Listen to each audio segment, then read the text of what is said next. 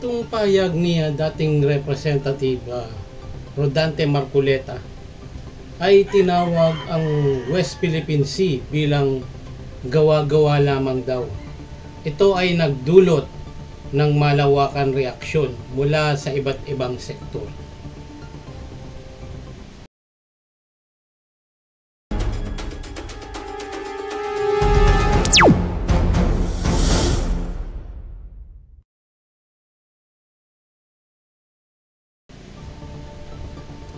Magandang gabi po, magandang hapon at magandang umaga po sa inyong lahat. At welcome po sa ating video vlog dito sa Friendly Talk TV. Ito pong topic natin ay may kinalaman dito sa kiniklaim ng China. Ito daw Palawan ay sakop daw ng kanilang teritoryo. Ito ay matapos na itong si Rodante Marcoleta ay tinawag itong West Philippine Sea ay hindi daw napapabilang sa ating exclusive economic zone dahil wala daw talagang West Philippine Sea. Yan po ay nagbigay ng idea dito sa China kung bakit ang China ngayon ay gumagawa na naman ng kahibangan at gumagawa na naman ng kung ano-anong kanilang aangkinin. Okay, itong si pinuno ng Philippine Coast Guard, PCG, at sinabi niya, itong si PCG, Commodore J. Tariela, na walang batayan ang naturang pahayag ni Marcoleta at dagdag pa ito ni Pangulong Marcos ay personal na opinion lamang daw lahat ng mga sinasabi ni Marcoleta at maaring hakbang para sa publicity sa nalalapit na midterm election. Tama nga naman, ito yung si Marcoleta ay talagang gagawa ng kanyang ikasisira, tapos gusto niya pag may mga kumalat sa social media ang mga kanyang mga sinabi ay gusto niyang linisin ng ibang tao. Pakiramdam niya ay napaka ganda, napakalinis ng kanyang pangalan sa taong bayan. Dahil itong si Marcoleta ay attack dog to ni Digong Duterte. At isa po ito sa kanyang kandidato sa pagka-senador. Ito pong mga to ay mga pro-China. Kaya kabilang sa pahayag nito si Marcoleta ay walang indikasyon ang mga ito ay nagbibigay daan sa anumang pagbabago dito sa posisyon ng China hinggil sa Palawan. At isa pa, itong pahayag din ni Colmenares, yung dating Bayan Muna representative, etong si Nery Colmenares.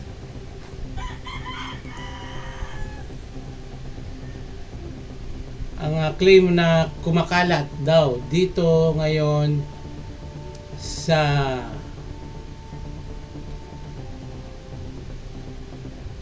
nasabing pag-aari daw o pinamumunuan ng China ang isla ng Palawan sa loob ng matagal na daw, 1,000 taon, at dapat umanong ibalik daw ito sa China.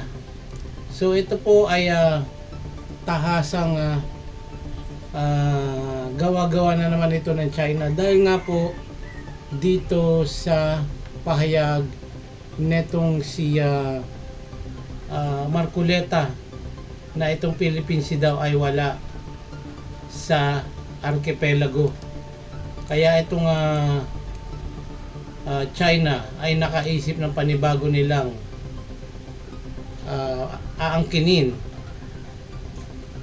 Kung titingnan nyo, ang layo-layo ng Palawan sa China, at ni isang beses yung kanilang sinasabing kanilang explorer, yung Chinese explorer daw, ay minsan daw na dumaong dito sa Palawan at naglagi. At yun daw explorer ng China na yun ay ang nakadiscovery daw po sa Palawan.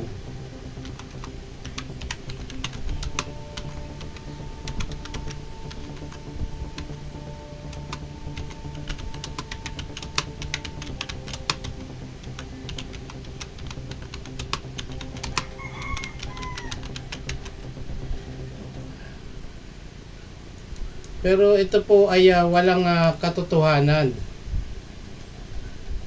Dahil yung narrative po na yun na na-discover ang Palawan ng bahagi ng argumento na ginagamit ng China upang suportahan ang kanilang claims.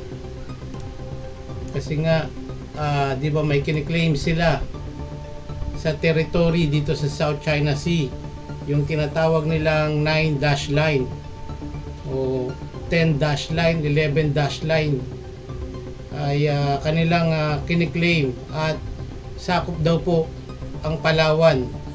Ito daw ay ayon sa kanilang historical narrative na wala pang sapat na pruweba. Okay. Maging ang ganap na basehan ng kanilang claims sa mga lugar dito sa West Philippine Sea ay kadalasang ginagamit ito sa mga diskusyon patungkol sa historical rights ng China sa rehiyon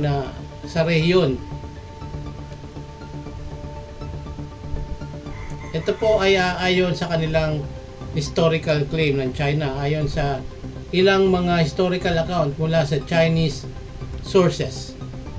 Ipinagpapalagay daw na may mga Chinese fishermen o maritime expedition noong mga sinaunang panahon tulad ng mga dinastiya ni Han at ni Ming, yung kanilang mga sinaunang tao na dumaan daw sa mga bahagi ng South China Sea kabilang ang Palawan, at itunuturi ng China na may historical rights sila sa mga lugar na ito batay sa kanilang mga aktibidad sa dagat. Isa pa, isinasama rin nila sa kanilang argumento ang Chinese explorer na umano'y nakarating sa mga isla at reef sa paligid ng Palawan bago pa man ang mga western explorer gaya ng yung Spain, di ba? Si Ferdinand Magellan. Yung katulad din ng mga Portuguese. Yung halimbawa nga nung ipinapakita ng ilang Chinese historical record na ang mga Chinese navigators ay naglakbay sa mga dagat sa South China Sea at itinuturi ng ilang mga taga-Palawan at iba pang mga lugar sa West Philippine Sea ay bahagi ng kanilang tradisyonal na teritoryo. Tingnan nyo po yung nagagawa ng pahayag ni Marcoleta. Dahil pinahayag ni Marcoleta, kung titingnan daw sa archipelago o dun daw sa sa mapa, ay wala naman daw nakalagay na West Philippine Sea. Kaya itong Chinese, mga malilikot ang isip na incheck, ay nakaisip ng ganitong narrative o para angkinin itong Palawan. Mantalang nung 2012, nung inaangkin nila itong West Philippine Sea at ipine-present nila yung 9-dash line, ay hindi sinakop etong Palawan. Umiwas. Doon lang talaga sa bahagi ng West Philippine Sea at ng South China Sea. yung dash 9 dash line. Pero ngayon iba na naman ang kanila simula nung nagpahayag si Marcoleta tungkol dyan sa West Philippine Sea. So tingnan natin itong news. Okay, ito po ay sa PTV Philippines. Okay, panoorin po natin. At tignan natin kung ano yung stand dito ni PBBM. Dahil nga ito may panibago na ng mga claims itong mga incheck na paggawa-gawa ng mga naratibong kwento para lang makaangkin ng mga teritoryong hindi naman sa kanila.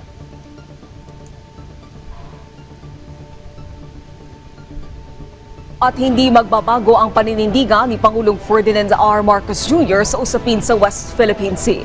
Ayon kay Presidential Communications Office Undersecretary at Palace Press Officer Claire Castro, iba ang polisiya ng Pangulo sa WPS kumpara sa nagdaang administrasyon. Nag-atubiling kumprontahin ang China. Sinabi ni Castro na sa ilalim ng Marcos administration ipinaglalaban dito ang ating karapatan sa West Philippine Sea. Samantala, kinundina naman ng National Historical Commission of the Philippines ang pag-angkin ng China sa Palawan Island na nag-viral sa iba't ibang social media tulad ng Weibo. Ayon sa post, ang original daw na pangalan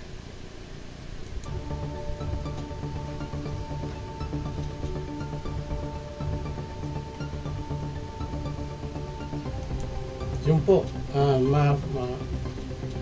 marinig po natin na meron daw itong pangalan na Weibo ng Palawan ay Zhenghe Island na ipinangalan sa isang Chinese explorer.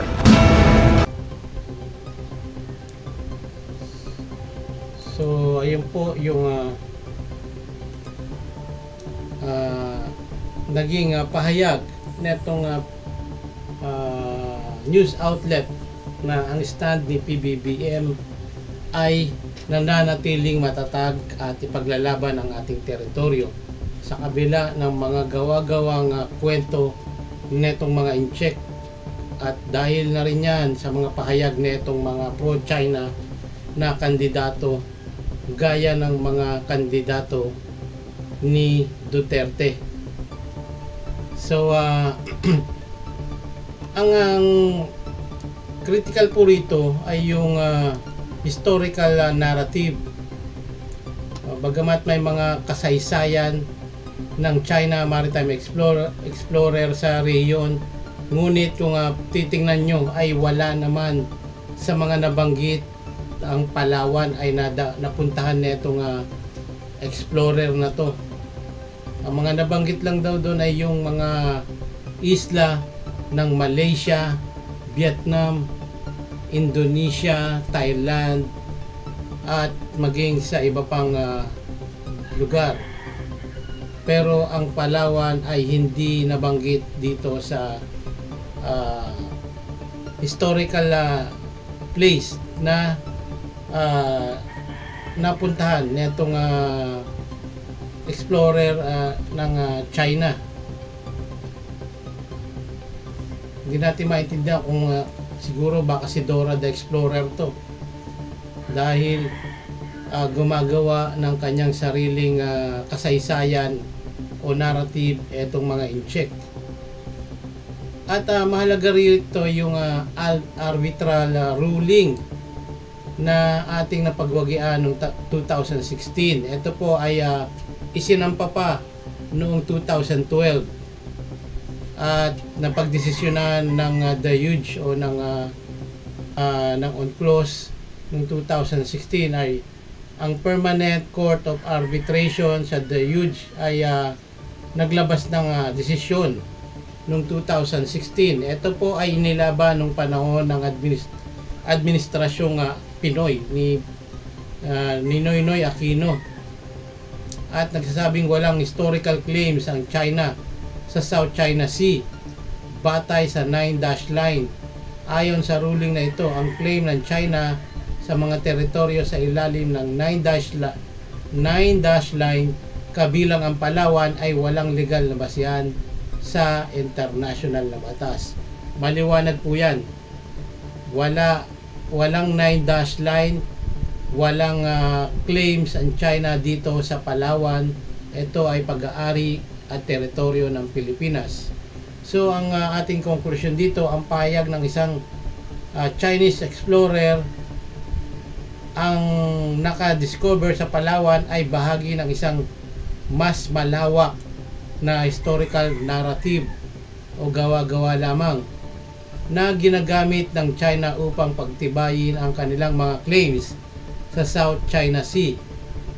At yung pahayag ni Marcoleta na walang West Philippine Sea ay isa sa nagbigay ng dahilan dito sa mga incheck na malikot ang isip na gumawa ng naratibo tungkol sa pag-angkin dito sa Palawan.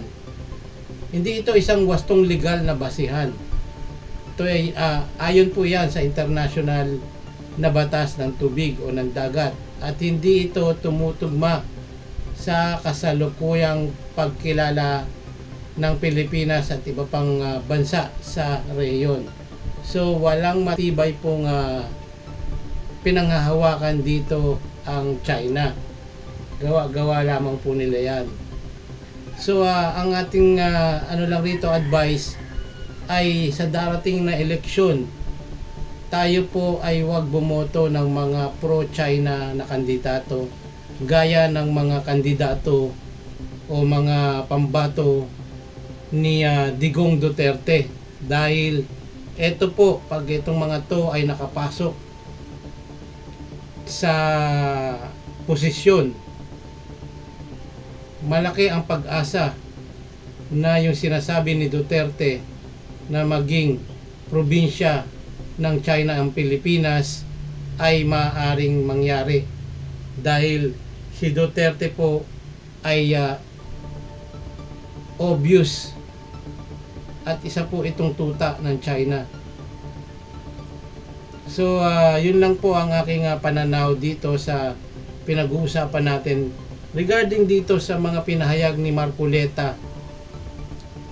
At ito ang nagbigay daan sa mga malikot ang isip na in-check para gumawa ng panibagong claims na ang Palawan daw ay sakop ng kanilang teritoryo.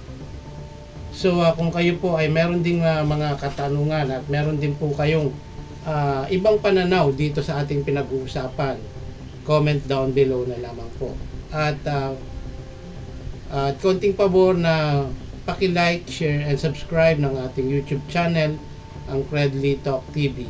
At maraming salamat po sa inyong lahat. Hanggang sa muli po ng ating kwentuhan. Paalam po at God bless.